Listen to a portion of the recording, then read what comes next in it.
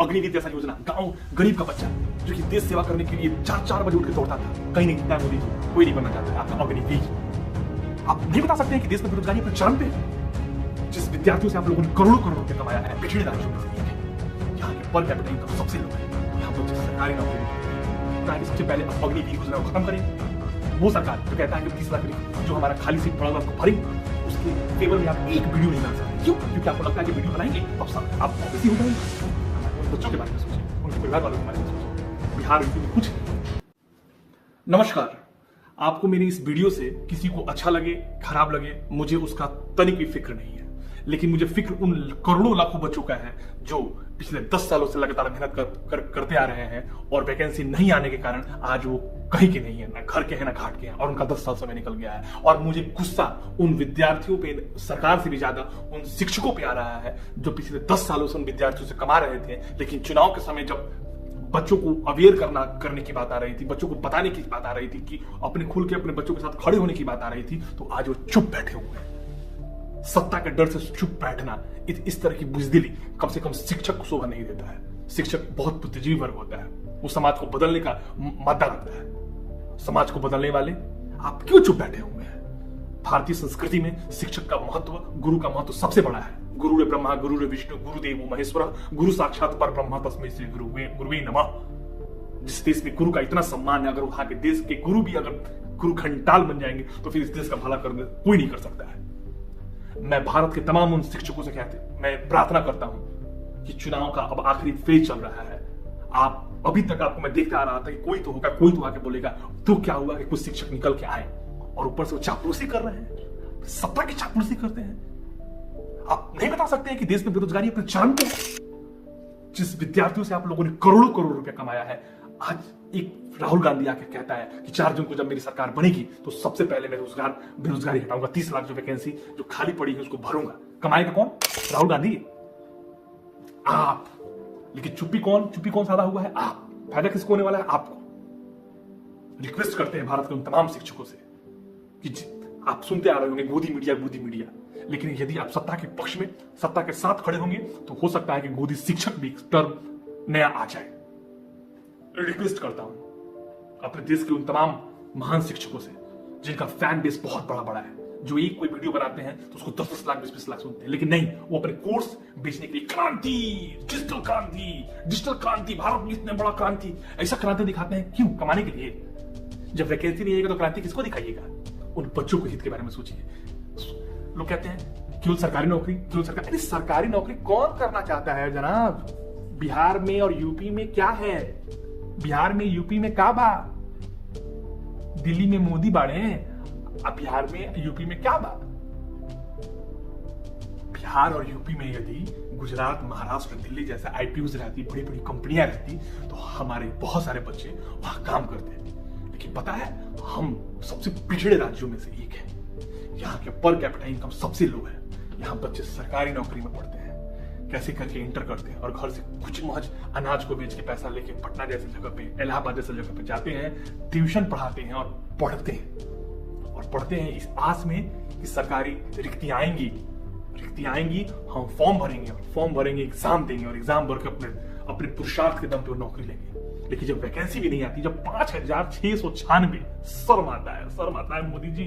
Railway जैसा उपक्रम जो भारत का सबसे बड़ा उपक्रम है, वहां 5696 वैकेंसियां।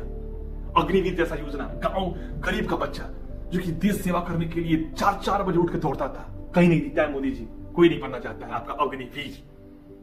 और वो सरकार जो वादा करता है कि सबसे पहले आप अग्निवीर योजना को खत्म करेंगे, वो सरकार जो कहता है कि हम 30 लाख जो हमारा खाली सीट पड़ा हुआ उसको भरेंगे, उसके फेवर में आप एक वीडियो नहीं बना सकते। क्यों? क्योंकि आपको लगता है कि वीडियो बनाएंगे तो आप कांग्रेसी हो जाएंगे।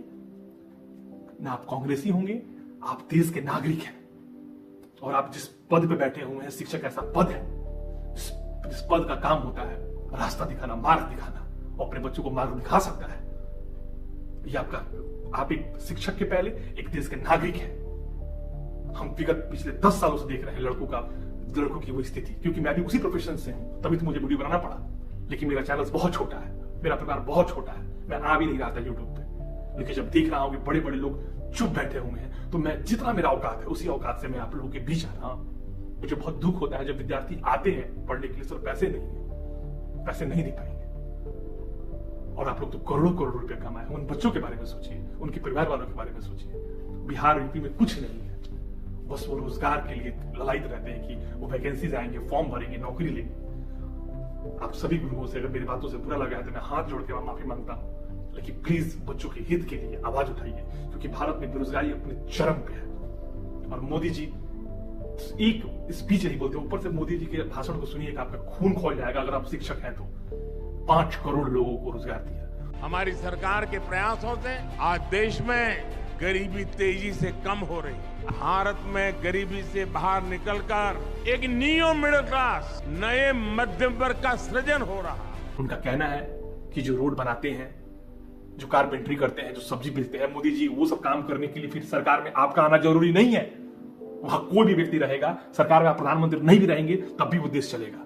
देश की जनता, हमारी देश की जनता पुरुषार्थ पर भरोसा रखती है, वो पुरुषार्थ करती है। ये अलग मैटर है कि आप किस तरह का पुरुषार्थ करना चाहते हैं, ये समझ से परे है। तो मैं विषयांतर नहीं होना चाहता हूं। मेरा एक अपील है अपने देश के उन तमाम शिक्षक, बड़े शिक्षकों से जिनका यूट्यूब परिवार बहुत बड़ा है, वो खुल के बोले। हो सकता है कुछ लोग की मजबूरियां हो, वो नहीं बोलते होंगे, एक अनअकैडमी फिजिक्स वाला, क्योंकि उनके ऊपर कोई घास गिर जाए, एडीसीबीआई का छापा पड़ जाए। लेकिन ध्रुव राठी लोगों को अपील तो कर ही रहा है। आप लोग के अंदर तो ध्रुव राठी से ज्यादा पोटेंशियल है। आप लोग तो ट्विटर पे कैंपेन करते हैं तो सरकार को बात मानना पड़ता है। आप क्यों चुप बैठे हुए हैं? हम उन तमाम शिक्षकों से अनुरोध करते हैं, हाथ जोड़ के रिक्वेस्ट करते हैं, उन विद्यार्थियों के हित के बारे में आवाज उठाइए।